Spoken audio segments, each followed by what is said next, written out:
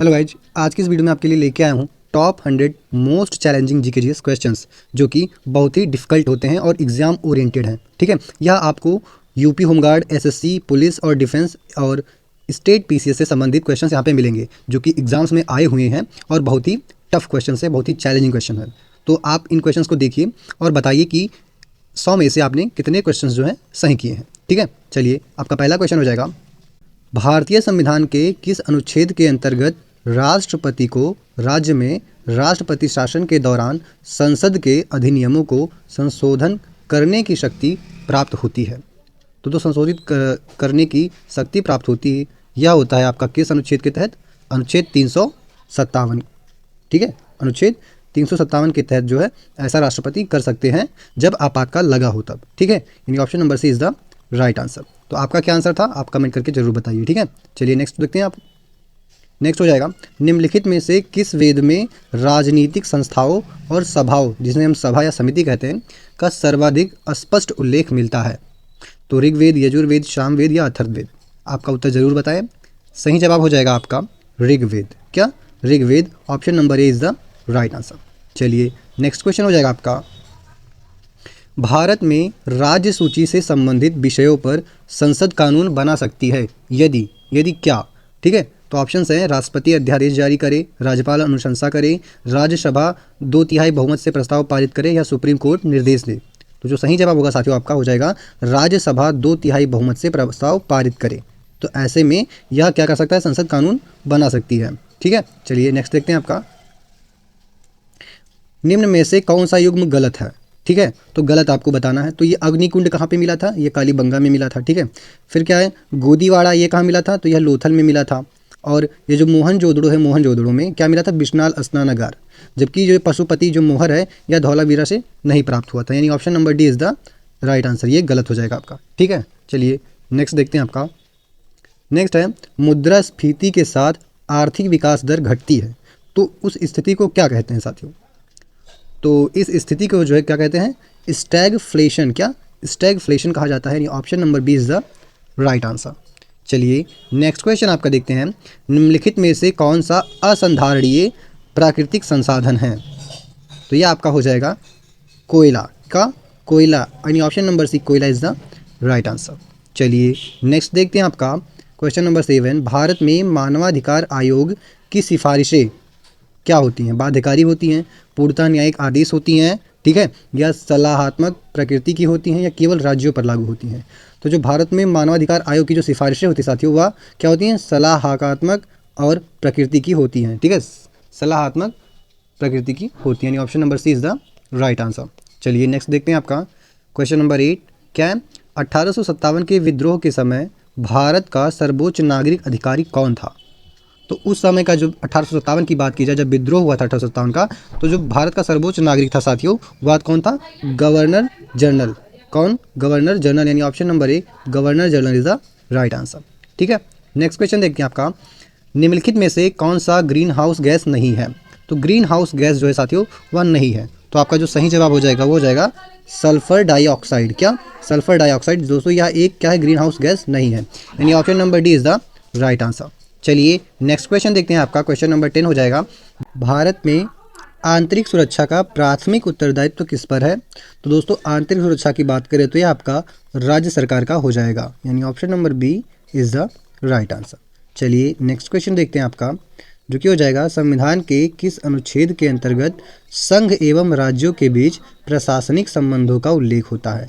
तो दोस्तों जो प्रशासनिक संबंधों का उल्लेख होता है वह अनुच्छेद 256 के अंतर्गत होता है, संघ एवं राज्यों के बीच। ठीक है, यानी option number B is the right answer हो जाएगा।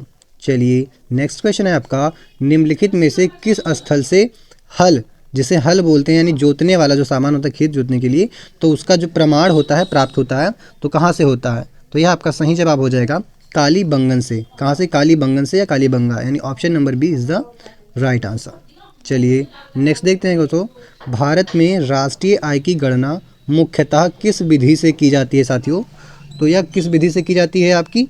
मुख्यतः जो है वो भारत में, तो आपका सही जवाब हो जाएगा क्या दोस्तों? उत्पादन विधि से भी की जाती है, आय विधि से भी की जाती है और व्यय विधि से, यानी इन तीनों चीज़ों को है जोड़ के या इन चीज़ों का उपयोग करके मुख्यतः किया जाता है, ठीक है।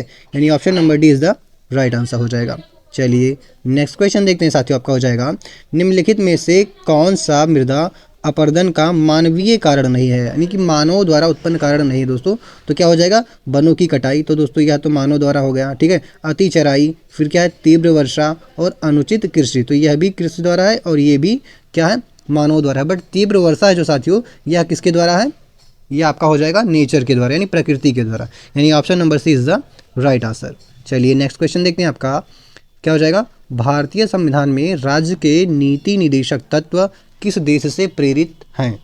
तो दोस्तों जो राज्य के नीति निदेशक तत्व हैं वह हमारा कहाँ से, आयरलैंड से प्रेरित है। कहाँ से, आयरलैंड, यानी option number B Ireland is the right answer. चलिए नेक्स्ट क्वेश्चन देखते हैं साथियों, आपका अष्टाध्यायी के रचयिता कौन है थे, ठीक है। अष्टाध्यायी जो कि ग्रंथ है साथियों, इनके जो रचयिता है वह कौन थे या कौन है, तो आपका सही जवाब हो जाएगा Panini, option number B Panini is the right answer.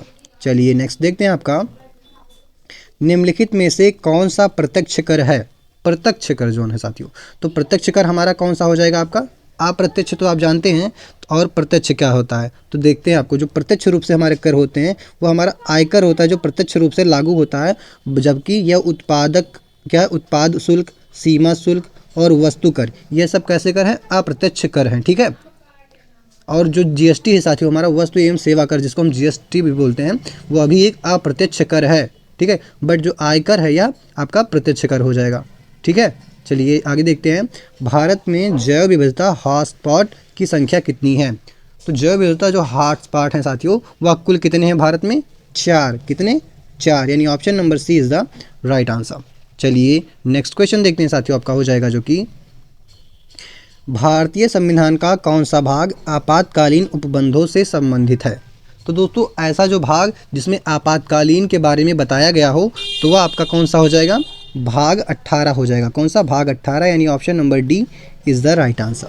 चलिए नेक्स्ट देखते हैं साथियों, आपका हो जाएगा निम्नलिखित में से कौन सा युग्म सुमेलित है या सही सुमेलित है। तो तराइन का प्रथम युद्ध कब हुआ था साथियों, 1911 में, नहीं ये आपका गलत हो जाएगा। 1911 तो नहीं है, मुझे एग्जैक्ट याद नहीं आ रहा है, बट 1911 नहीं है, ठीक है।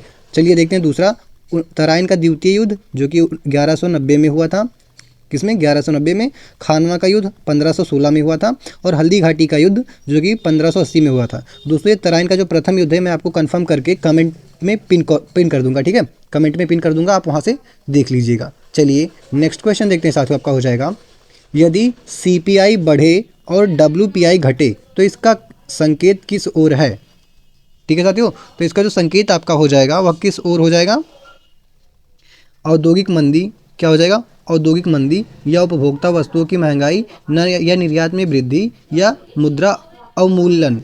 तो दोस्तों ये आप लोग अपना कमेंट करके ज़रूर बताइए, यह एक अच्छा क्वेश्चन हो सकता है, एग्जाम में पूछा जा सकता है, ठीक है। तो इसका जो सही आंसर हो जाएगा आपका कि उपभोक्ता वस्तुओं की महंगाई, option number B is the right answer.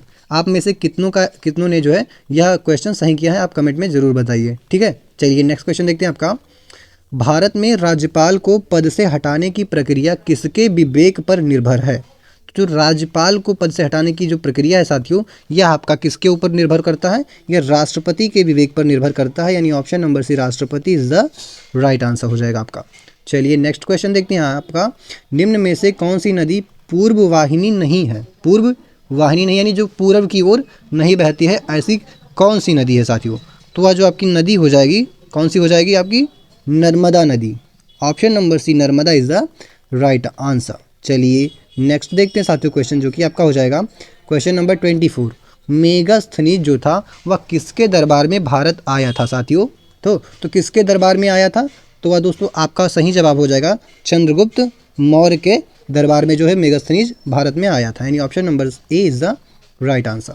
चलिए नेक्स्ट क्वेश्चन देखते हैं, आपका भारत में वित्त आयोग का गठन कितने वर्षों में किया जाता है। तो दोस्तों जो वित्त आयोग है, वित्त आयोग, ठीक है, उसका जो गठन है वह प्रत्येक 5 वर्षों में किया जाता है, कितने, 5 वर्षों में, यानी option number C 5 is the right answer. चलिए नेक्स्ट है आपका निम्नलिखित में से कौन सा ओजोन परत क्षरण का मुख्य कारण है साथियों, ठीक है, मुख्य कारण जो है क्या है, तो आपका सही जवाब हो जाएगा क्लोरोफ्लोरोकार्बन, जिसको हम CFC भी बोलते हैं। Option number C is the right answer. चलिए नेक्स्ट देखते हैं साथियों आपका, भारत में आंतरिक आपातकाल जो होगा वह किस अनुच्छेद के अंतर्गत घोषित किया जाता है साथियों। तो जो आंतरिक आपातकाल होता है वह भारत में अनुच्छेद 352 के तहत घोषित किया जाता है, यानी option number A is the right answer हो जाएगा आपका। चलिए नेक्स्ट क्वेश्चन देखते हैं साथियों, आपका हो जाएगा निम्नलिखित में से कौन सा भू आकृतिक स्थल रूप जो है वह हिमानी क्रिया से बनता है साथियों। तो यह आपका हो जाएगा यू आकार की घाटी, यानी ऑप्शन नंबर बी यू आकार की घाटी इज़ द राइट आंसर। चलिए नेक्स्ट क्वेश्चन देखते हैं, क्या है आपका, भारत में राष्ट्रीय आपदा प्रबंधन प्राधिकरण का अध्यक्ष कौन होता है। तो यह होते हैं हमारे प्रधानमंत्री जी, यानी ऑप्शन नंबर सी, यानी कि आज की बात करें वर्तमान में तो प्रधानमंत्री जी हैं, ठीक है। चलिए नेक्स्ट होते हैं आपका, इल्बर्ट बिल विवाद किस वायसराय के समय हुआ था। तो दोस्तों इल्बर्ट बिल विवाद जो है वो आपका लॉर्ड रिपन के समय हुआ था। किसके, लॉर्ड रिपन के समय, यानी option number B is the right answer हो जाएगा। चलिए नेक्स्ट साथियों देखते हैं आपका, निम्नलिखित में से कौन सा संवैधानिक निकाय नहीं है। संवैधानिक निकाय नहीं है तो वह क्या हो जाएगा आपका, देखते हैं एक बार से, क्या है, निर्वाचन आयोग, वित्त आयोग और संघलोक आयोग। तो दोस्तों साथियों ये और ये और ये, यानी ये तीनों क्या है, ये संवैधानिक निकाय है, परंतु जो नीति आयोग है, नीति आयोग, यह एक संवैधानिक निकाय नहीं होगा, यानी option number C is the right answer हो जाएगा आपका। चलिए नेक्स्ट देखते हैं साथियों आपका, क्वेश्चन नंबर 32, भारत का सबसे बड़ा लौह अयस्क उत्पादक राज्य कौन सा है। तो दोस्तों लौह अयस्क सबसे ज़्यादा उत्पाद कौन करता है, भारत का कौन सा राज्य करता है, सॉरी, तो यह आपका करता है ओडिशा। क्या, ओडिशा, यानी option number B Odisha is the right answer हो जाएगा। चलिए नेक्स्ट क्वेश्चन देखते हैं साथियों आपका, दीन ए इलाही की स्थापना किसने की। दीन ए इलाही की स्थापना किसने की, तो वह दोस्तों अकबर हैं, अकबर, उन्होंने ही दीन ए इलाही की स्थापना की थी। Option number C is the right answer हो जाएगा आपका। चलिए नेक्स्ट देखते हैं, मानव अधिकारों की सार्वभौमिक घोषणा, जिसको हम UDHR बोलते हैं, किस वर्ष अपनाई गई। तो मानव अधिकारों की सार्वभौमिक घोषणा है साथियों, यह किस वर्ष अपनाई गई। तो आपका जो सही जवाब हो जाएगा वो हो जाएगा 1948 में। कब, 1948, option number C is the right answer. चलिए नेक्स्ट क्वेश्चन देखते हैं आपका, भारत में मुद्रा जारी करने का अधिकार किसके पास है। तो दोस्तों भारत में जो मुद्रा जारी करता है वह कौन होता है, भारतीय रिजर्व बैंक करता है स्वयं। Option number C is the right answer. चलिए नेक्स्ट है आपका, निम्नलिखित में से कौन सा पवन अपरदन का परिणाम है। तो दोस्तों पवन अपरदन यानी कि हवा द्वारा अपरदन होता है, वह किसका परिणाम है। तो आपसे देखते हैं ऑप्शन में क्या है, मशरूम सेल, डेल्टा, जलप्रपात या बाढ़ का मैदान। तो कौन सा हो जाएगा आपका, तो इसका जो सही जवाब होगा साथियों वो होगा मशरूम सेल, जो है यह पवन अपरदा का ही परिणाम है, यानी option number A is the right answer. चलिए नेक्स्ट देखते हैं आपका, स्वराज मेरा जन्मसिद्ध अधिकार है, यह कथन किसका है। तो दोस्तों यह किसका हो जाएगा, स्वराज मेरा जन्मसिद्ध अधिकार है। तो दोस्तों यह है आपका बाल गंगाधर तिलक जी का है, यानी option number B is the right answer, Bal Gangadhar Tilak. Next देखते हैं आपका, भारतीय संविधान में मौलिक कर्तव्य किस संशोधन से जोड़े गए हैं। तो दोस्तों जो मौलिक कर्तव्य हैं वो भारत में वह 42वें संविधान संशोधन के तहत जोड़े गए हैं, यानी option number A is the right answer हो जाएगा। चलिए नेक्स्ट क्वेश्चन देखते हैं साथियों आपका, भारत का सबसे लंबा राष्ट्रीय राजमार्ग जिन्हें NH-44 कहा जाता है वह किन्हें जोड़ते हैं साथियों। तो वह जोड़ते हैं श्रीनगर को कन्याकुमारी से, ठीक है, श्रीनगर को कन्याकुमारी से जोड़ते हैं, यानी option number B is the right answer. Next question देखते हैं साथियों आपका, निम्न में से कौन सा जैव अपघटनीय प्रदूषक है। तो जैव अपघटनीय, जो जैव अपघटनीय प्रदूषक है साथियों वह क्या हो जाएगा आपका, वह हो जाएगा सीवेज। क्या, sewage, option number C is the right answer. चलिए नेक्स्ट क्वेश्चन देखते हैं आपका, भारतीय संसद का निम्न सदन कौन सा है। तो भारतीय संसद में साथियों 2 सदन होते हैं, एक उच्च सदन, एक निम्न सदन। तो निम्न सदन को क्या कहा जाता है साथियों, लोकसभा कहा जाता है निम्न सदन को, और राज्यसभा को उच्च सदन कहा जाता है। तो इस प्रश्न का आपका option number B Lok Sabha is the right answer हो जाएगा। चलिए नेक्स्ट क्वेश्चन देखते हैं आपका, अष्टप्रधान परिषद किसे संबंधित है? तो अष्टप्रधान जो परिषद है साथियों वह किससे संबंधित हो जाएगा आपका? तो ऑप्शंस है मौर्य प्रशासन, फिर क्या है मौर्य के बाद में है गुप्त प्रशासन, मराठा प्रशासन या मुगल प्रशासन। तो दोस्तों यह एक इंपॉर्टेंट क्वेश्चन साबित हो सकता है, जल्दी से इसको आप अपना जो है इसका प्रश्न इसका जो है आप अपना उत्तर कमेंट में करिए, ठीक है। तो इसका जो हो जाएगा आंसर वो हो जाएगा मराठा प्रशासन, मराठा प्रशासन, यानी option number C Maratha is the right answer हो जाएगा आपका। चलिए नेक्स्ट क्वेश्चन देखते हैं, भारत में गरीबी रेखा का निर्धारण किस आधार पर किया जाता है?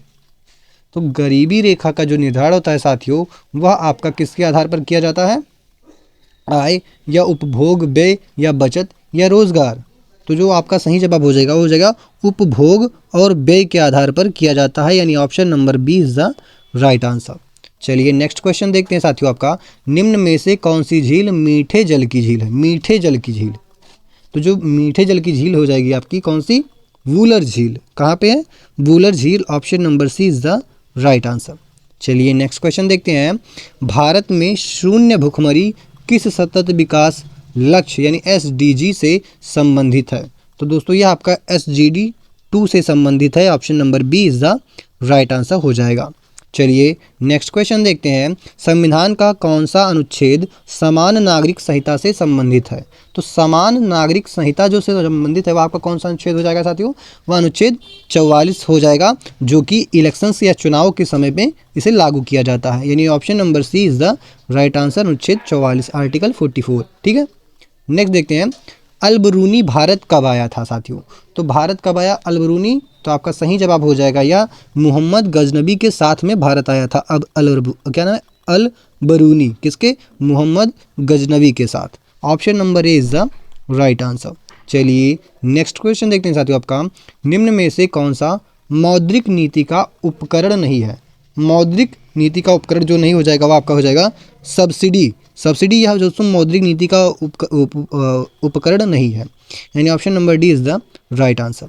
चलिए नेक्स्ट देखते हैं, आपका भारत में वन संरक्षण अधिनियम किस वर्ष पारित हुआ? तो दोस्तों यह वर्ष 1980 में पारित हुआ था भारत में जो है वन संरक्षण अधिनियम, ठीक है। चलिए आगे देखते हैं, आपका यूपी होमगार्ड के संदर्भ में प्राथमिक कार्य किससे सर्वाधिक संबंधित है? तो दोस्तों जो सर्वाधिक संबंधित होगा आपका वह हो जाएगा किससे? आंतरिक सुरक्षा एवं आपदा राहत से, या होमगार्ड के संबंध में सर्वाधिक संबंधित है, option number B is the right answer हो जाएगा आपका। चलिए नेक्स्ट क्वेश्चन देखते हैं, भारतीय संविधान में संघ की कार्यपालिका शक्ति का उल्लेख किस अनुच्छेद में है? तो दोस्तों यह हो जाएगा आपका अनुच्छेद 73 के अंतर्गत, यानी option number B 73 is the right answer. चलिए नेक्स्ट देखते हैं, आपका भारत में सभा और समिति का उल्लेख मुख्यतः किस काल से संबंधित है? तो सभा और समिति का जो उल्लेख है साथियों यह आपका मुख्य रूप से यह ऋग्वैदिक काल से संबंधित है साथियों, मुख्य रूप से, ठीक है। चलिए नेक्स्ट क्वेश्चन देखते हैं, क्या हो जाएगा, निम्न में से कौन सा सार्वजनिक वस्तु का सर्वोत्तम उदाहरण है? तो यह आपका हो जाएगा राष्ट्रीय रक्षा। कौन सा? राष्ट्रीय रक्षा, यानी option number C is the right answer. यह सार्वजनिक वस्तु यानी पब्लिक गुड्स के अंतर्गत का सर्वोत्तम उपकरण है या उदाहरण है, ठीक है। चलिए नेक्स्ट देखते हैं, भारत में काली मिट्टी मुख्यतः किस फसल के लिए उपयुक्त मानी जाती है? तो दोस्तों जो काली मिट्टी है आपकी यह कपास के लिए सर्वयुक्त मानी जाती है, ऑप्शन नंबर सी कपास इज द राइट आंसर हो जाएगा। चलिए नेक्स्ट क्वेश्चन देखते हैं साथियों, उससे पहले मैं आपको बता दूं कि काली मिट्टी को एक और नाम से जाना जाता है, इसे साथियों रेगुर मिट्टी भी कहा जाता है। कौन सी? रेगुर मिट्टी, तो ये भी ध्यान रखिएगा आप, ठीक है। चलिए नेक्स्ट देखते हैं, आपका निम्नलिखित में से कौन सा मुगल कालीन भू राजस्व व्यवस्था से संबंधित नहीं है? तो मुगल काल में मुगलों के काल में जो भूमि कर, भू राजस्व जिसे भूमि कर बोलते हैं, उस व्यवस्था से संबंधित नहीं था। तो क्या आपका सही जवाब हो जाएगा साथियों? तो यह हो जाएगा जब्ती या दहशाला या इजारेदारी या रैयतवारी। तो आपका जो सही जवाब हो जाएगा वो हो जाएगा रैयतवारी। यह दोस्तों भू राजस्व यानी कर प्रणाली से संबंधित नहीं था, जबकि ये तीनों केस कर प्रणाली से संबंधित है, वो भी मुगल कालीन के समय से, ठीक है। चलिए नेक्स्ट देखते हैं, आपका क्वेश्चन नंबर 56 क्या हो जाएगा, भारत में राष्ट्रीय मानवाधिकार आयोग के अध्यक्ष बनने हेतु अनिवार्य योग्यता क्या है?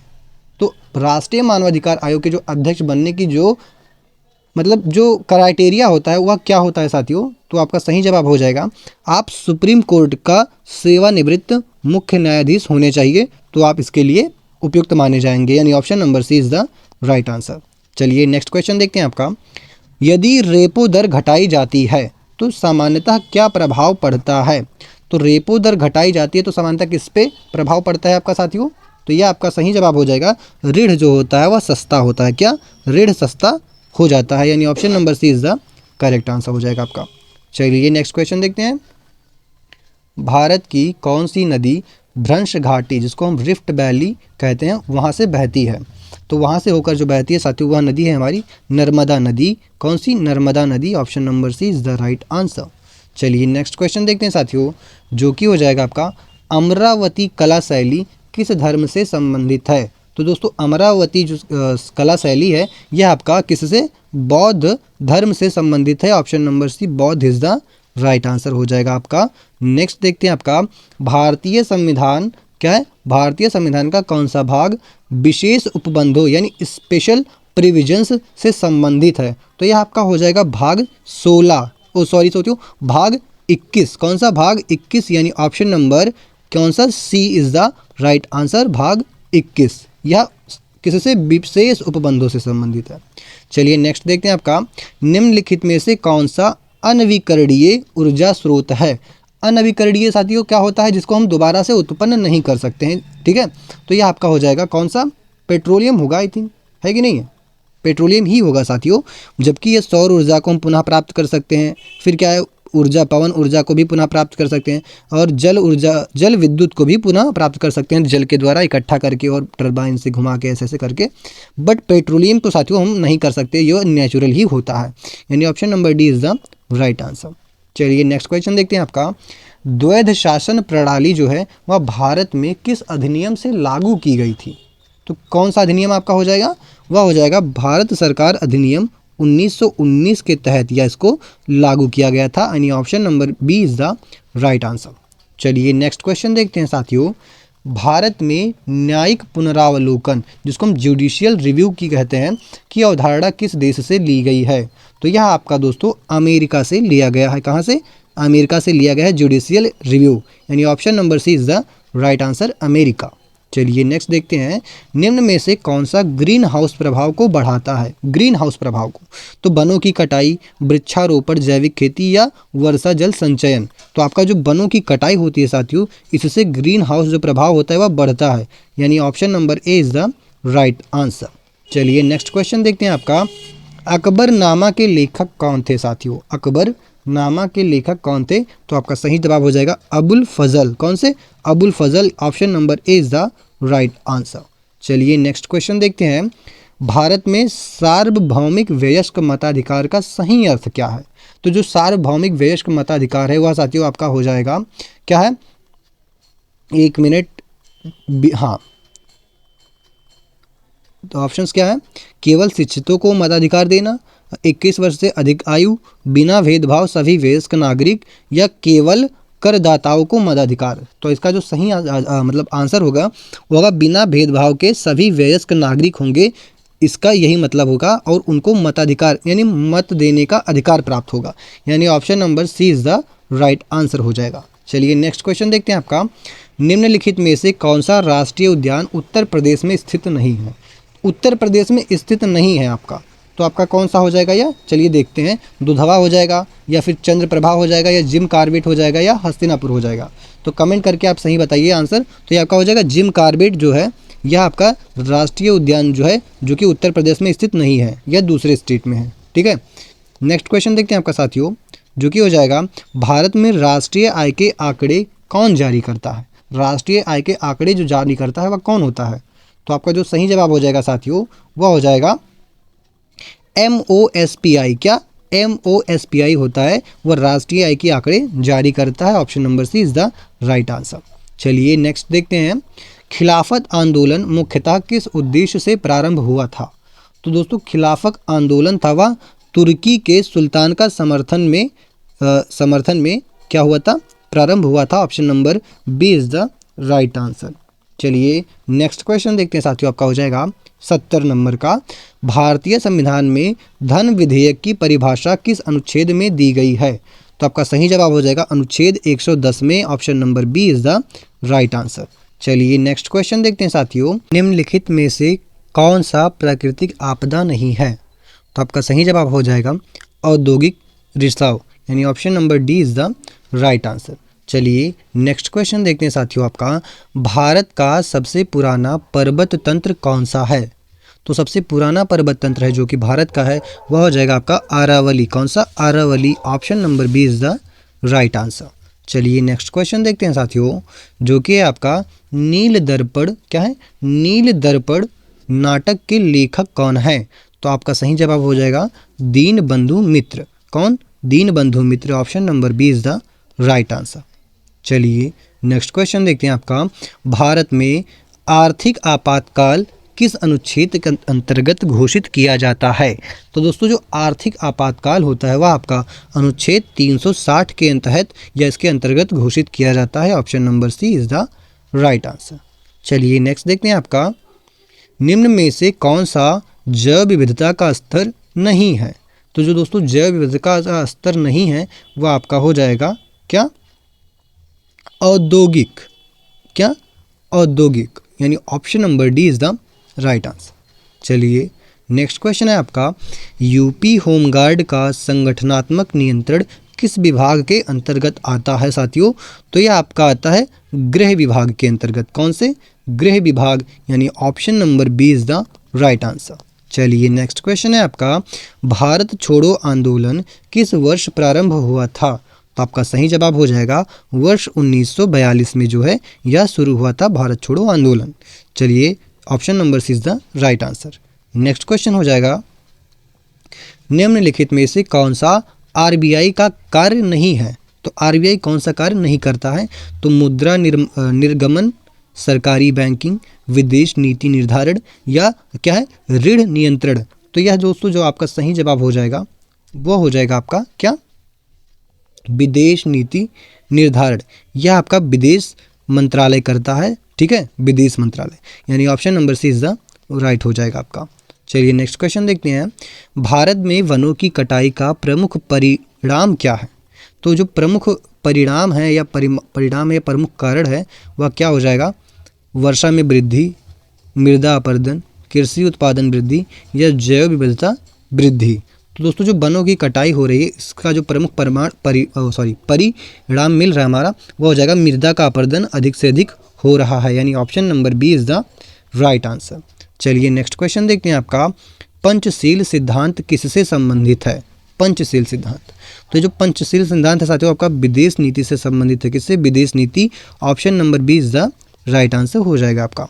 चलिए नेक्स्ट क्वेश्चन देखते हैं, भारतीय संविधान की प्रस्तावना में समाजवादी शब्द किस संशोधन से जोड़ा गया? तो जो प्रस्तावना में समाजवादी शब्द है साथियों यह आपका किस संविधान संशोधन से जोड़ा गया?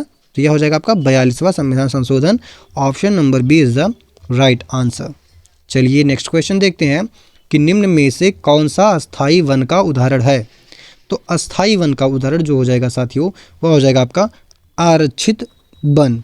Option number B is the right answer.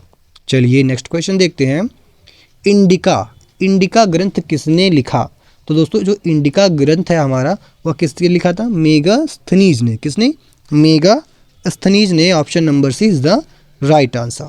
चलिए नेक्स्ट क्वेश्चन देखते हैं, आपका भारत में जनगणना किस सूची का विषय है? तो दोस्तों जो ये जनगणना होता है आपका ये आपका संघ सूची का विषय होता है। किसका? संघ सूची। Option number C is the right answer. चलिए नेक्स्ट क्वेश्चन है आपका, निम्न में से कौन सा स्थैतिक सामान्य ज्ञान यानी स्टैटिक जीके का विषय है? बजट, चुनाव, संविधान या आर्थिक सर्वेक्षण है? कौन सा विषय है साथियों? तो आपका जो सही जवाब हो जाएगा वो हो जाएगा संविधान, जो कि स्टैटिक जीके के अंतर्गत आता है। Option number C is the right answer हो जाएगा। चलिए नेक्स्ट क्वेश्चन देखते हैं, आपका ब्लू इकोनॉमी का संबंध किससे है? तो दोस्तों जो ब्लू इकोनॉमी है आपका वह समुद्री संसाधन से संबंधित है। ऑप्शन नंबर बी समुद्री संसाधन इज द राइट आंसर। चलिए नेक्स्ट क्वेश्चन देखते हैं, आपका भारत में न्यायपालिका की स्वतंत्रता सुनिश्चित करने वाला तत्व कौन सा है? ठीक है, तो जो न्यायपालिका की स्वतंत्रता को सुनिश्चित करता है साथियों, वह कौन सा तत्व हो जाएगा आपका? वह हो जाएगा न्यायिक पुनरावलोकन। क्या? न्यायिक पुनरावलोकन। Option number C is the right answer. चलिए नेक्स्ट क्वेश्चन देखते हैं।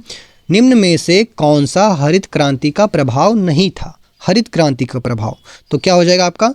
खाद्यान्न उत्पादन में वृद्धि, क्षेत्रीय असमानता, भूजल दोहन या औद्योगिकरण में कमी।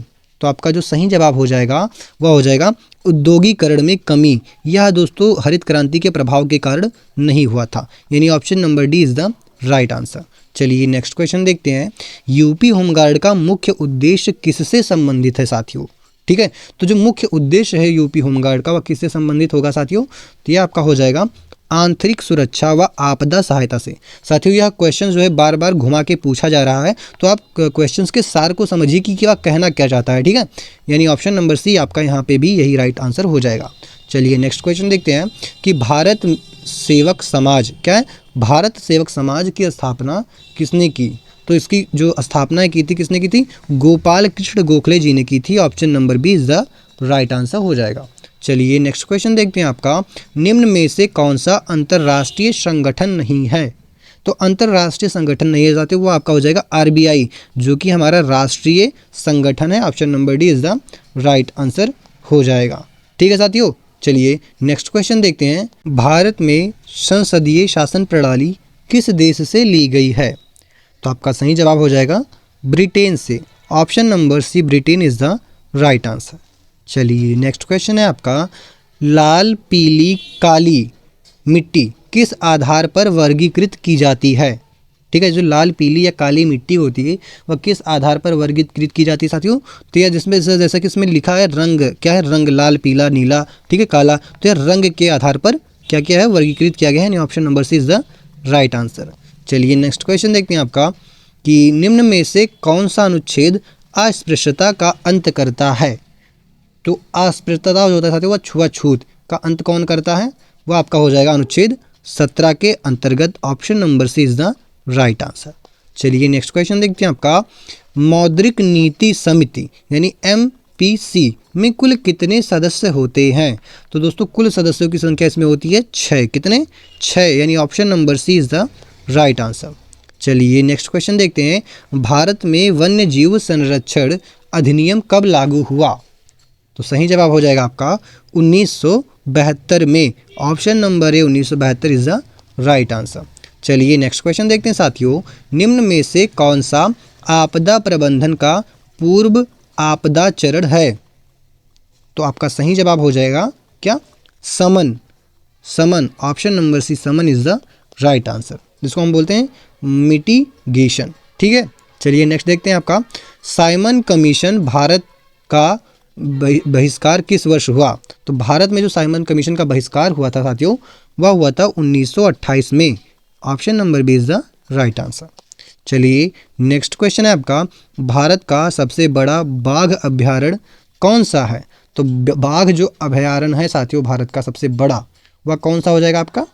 वह हो जाएगा नागार्जुन सागर श्री शैलम।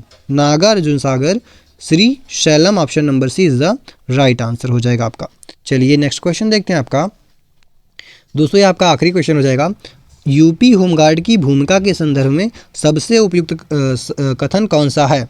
तो ऑप्शंस हैं केवल पुलिस की सहायता करना, या केवल आपदा राहत, या फिर केवल यातायात नियंत्रण। बट जो इसको सही जवाब हो जाएगा आपका आंतरिक सुरक्षा, आपदा राहत एवं नागरिक सहयोग। यह सभी ही क्या होते हैं? सबसे उपयुक्त कथन हो जाएगा आपका। ठीक है, यानी option number C is the right answer हो जाएगा। ठीक है साथियों, तो इसी के साथ में हमारी यह वीडियो यहीं पे समाप्त होती है। मिलते हैं नेक्स्ट वीडियो में। आप कमेंट करके ज़रूर बताइए कि आपने 100 में से कितने प्रश्न सही किए। ठीक है, और मिलते हैं नेक्स्ट वीडियो में। तब तक के लिए जय हिंद साथियों।